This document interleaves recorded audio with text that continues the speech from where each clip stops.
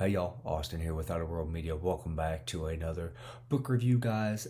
This is going to be the only horror book really that I get in the month of October that I'm going to review. So a little bit of background about this. If you saw from the title or the thumbnail or whatnot, you know what this is about, what book I am going to be reviewing. But that being said, there's a little bit of background to this. So as many of you know by now, I am a horror fanatic. I go to horror conventions whenever I get the chance. I grew up watching scary movies. I absolutely love them. If you don't know, I'm a huge horror movie fanatic. So last year for spooky season, I told everybody, I want to read uh, some good horror, just stuff that'll get to you. So I put up a poll, and lo and behold, I believe the one that won was American Psycho.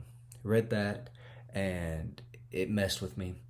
Then I read Rosemary's Baby, and I might have them mixed up in what order I read them. Regardless, though, they both messed with me and kind of ruined spooky season for me. What I mean by that is I tend to watch one scary movie a day in the month of October, at least one. It's kind of taken pretty much a year to kind of get over what I read and whatnot because there are some very disturbing books. That being said, I figured, you know what? There's few books that are left I think will disturb me and just get down under my skin and into my bones, into my marrow, and just mess with me. And I said, you know what? Let's try one. Let's try the last big one that I could think of. And there's a couple more off the top of my head that I could think of, but this was really one of the biggest ones. And yeah, guys, it did not disappoint to say the least. So again, if you saw the title of this video, if you saw the thumbnail, then you know that we are talking about William Peter Blatty's The Exorcist.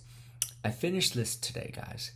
And what I will say is, I don't drink. I don't. So before anybody says anything, this is a liquid death. It is carbonated water.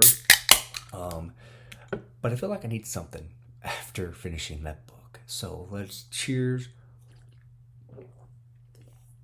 Let's get into this. I'm not sure how long this review is going to be. So let's get into it. What is this book about? So this book was published, let me double check here. I do apologize. I should have checked all this. 1971. And I don't remember when the movie came out, if I'm being honest with you guys. Let me see if I can check here. And again, just kind of on the fly here doing this review. I do apologize. I don't remember when this came out, but also it looks like there's quite a few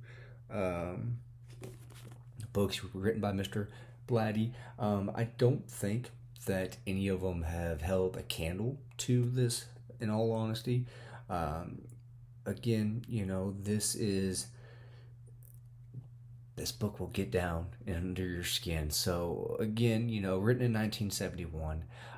Some other books that were written in the 70s that were really big. Carrie, I believe The Godfather was written in the 70s, if I'm not mistaken. So the 70s was really big time era for books to be written. Some very, very classic literature came out of the 70s. I don't think any are as disturbing as The Exorcist, though. So let's get into this. What is this book about? So essentially, this book focuses on a few different characters. Three main characters. Well, four. So we have Chris McNeese, who is the mother of a child called Reagan. And so I'm going to say this up front. I'm not trying to make this as spoiler-free as possible. That being said, the book was written in 71. The movie is a classic. I've seen the movie probably 2-3 dozen times at this point. I saw it as a kid, probably a little too young to see it. So slight spoilers, I guess. I really don't know how to talk about this without kind of delving into it. So I'm going to apologize in advance. So again, we have Chris McNeese, and then we have Reagan. Well, then we also have a Catholic priest, and I forget what his name is. I do apologize. I know somebody in the comments is going to say, why don't you have notes? Well, I I thought I would remember it. But essentially, you have a mother, a daughter, and a Catholic priest. I would say a character that we also kind of focus on to get another point of view from is a police detective. So what happens is, Chris is a actor. She is divorced from her husband. She's traveling.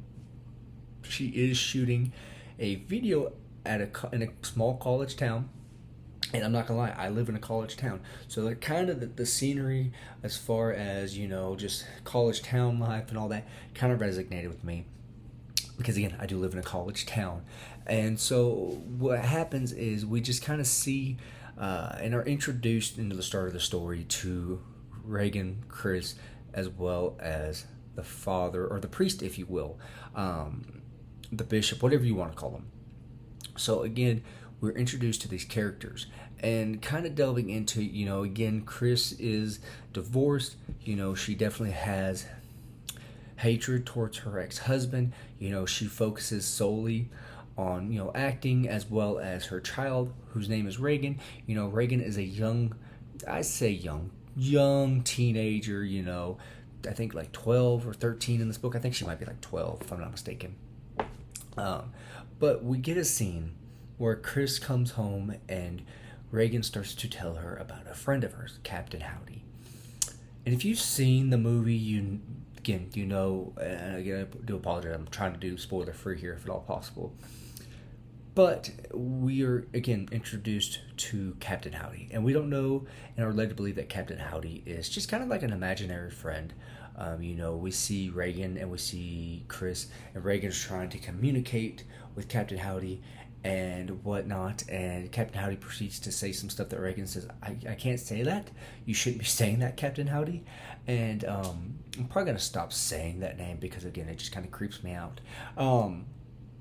But again, we are introduced to those characters, and we're introduced to the Catholic priest who is struggling with his faith. His mother is not doing very well. He's not, and I hate to say this, he's not that likable of a character, at least to me. And again, I've seen the movie, I've read the book now, and I gotta say, the priest is not super likable to me. Like, I feel for everybody in this situation. I really do. I have a 6-month-old daughter, so I completely feel for everybody in the situation. Again, it's very, it gets under your skin, to say the least. And so we're kind of, as this book goes on, we're kind of delving into just the daily life and seeing the effect that this is having. And eventually we're led to, in this book, and again, it came out in the 70s. So as this book goes on, you're looking back in hindsight, it's completely different. But again, imagine you're 1971, you don't know what this is about. The movie has not come out yet. And as this book goes on, we're trying to figure out, they're trying to run all these medical tests. They're taking Reagan to psychiatrists. They're taking her to specialists. They're trying to figure out what is going on. They're trying to go down every scientific reason why she could be acting the way she is, because Reagan does start to go bonkers in this. There's a scene in this at like a dinner party where she does something and it's not sanitary by any means. So again, just the craziness that happens, and then a death or two happen, and it's who did it? How did this happen? Nobody was around. What is going on?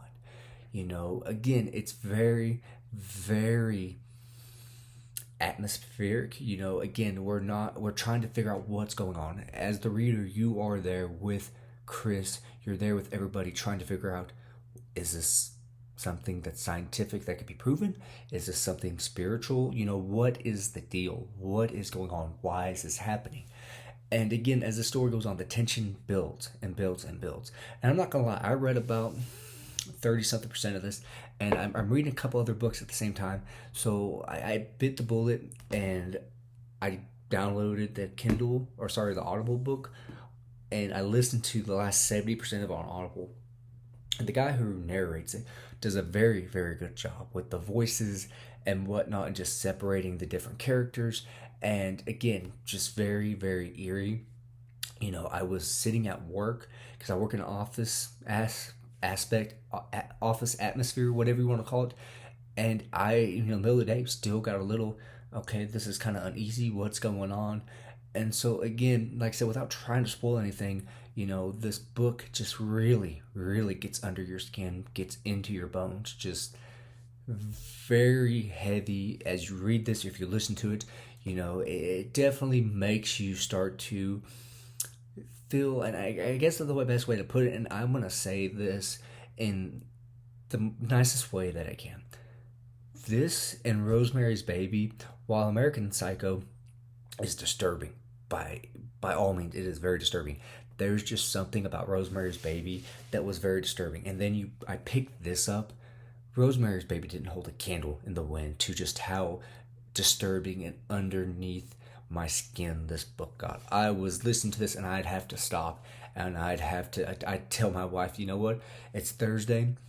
I wonder if the church is open. I wonder if I should go, just go to the church for a little bit and whatnot. Open up my Bible, read a few scriptures, if you will.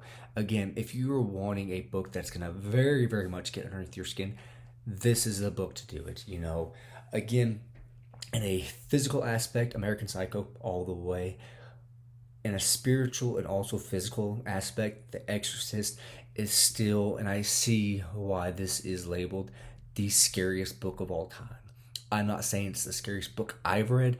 I'm just saying this is definitely up there. This is a book, if you're somebody that is questioning on diving into this book and you're like, I think I can handle it, read the book and then come back and let me know down in the comments. Were you the same after you finished the book? That's the big thing. I think everybody goes into this expecting one thing and thinks they can handle it. And I feel like I've looked up a couple reviews, because obviously this book has been reviewed by many. And I feel like everybody, at least in some aspect, is changed a little bit after reading this. This is definitely a book that will make you want to get right with the Lord by all means. Again, very, very disturbing book. Do I regret reading it? No. Or listening to, whatever you want to call it. I'm not here to debate on audiobooks and physical books. What I will say is, I'm a avid fan of Stephen King's writing and all his books. There's just something disturbing about the way that Mr. Blatty writes this. Now, one thing I also want to say, because it's hard for me to talk about the book and not talk about the movie. Again, I've seen the movie 2-3 dozen times, however many at this time. Or what's that Beetlejuice saying? I've seen The Exorcist about 100 times, and it just keeps getting funnier every time. Yeah, that's not as funny to me anymore, as far as that line. But what I will say, after reading the book and listening to it and just kind of thinking, okay, in the movie, this is what happens here. Oh, this is different than what happens in the movie. Okay, this part is added. I debated the last few hours on just kind of giving myself a day or two to think about this and decide, which one do I prefer, the book or the movie? And what I will say is they're both good in their own aspect. I feel like the book and the movie are very similar in a lot of ways, but the book, the way that Mr. Blatty goes about doing a couple things is just, it's different. By all means, it's different. As far as that goes, there's a scene towards the end that is not in the movie, and I always thought it was a little weird that something felt like it was forced and sped up. Not happening here. I do apologize. The people above me are moving around, and it's a little eerie. Not gonna lie, it's a little late at night. So again, The Exorcist by William Peter Blatty. Should you pick this book up? It'd be hard to say yes or no. I think this is one, if you're thinking about picking it up, I'd say give it a shot. Again, come back, let me know down below. Do you feel a little different after reading it? Do you feel like you might need to go to church and get right with the Lord? I feel like most people are going to. And if not, you might want to rethink that. But again, guys, this is definitely a very, very disturbing book. Not only physically in the way some things are described, but also spiritually. Very, very eerie. And just, yeah, definitely, like I said, gonna have to go to church after reading this and finishing this book. I'm gonna have to read something a little lighthearted now. Maybe put on a cartoon or something before going to bed. Put on an Adam Sandler movie, just kind of relax and whatnot. But again, guys, I think the way that I'm speaking and acting should tell you that this definitely does get underneath your skin. And again, I'm not scared easily by any means. I'm not saying that I'm scared, that I'm not. This book has definitely got underneath my skin. Like I said, I think after reading this, I think a lot of people are going to need to sleep with a nightlight or a light on, or just with the cross nearby, especially while you're reading it. So again, guys, The Exorcist by William Peter Blatty.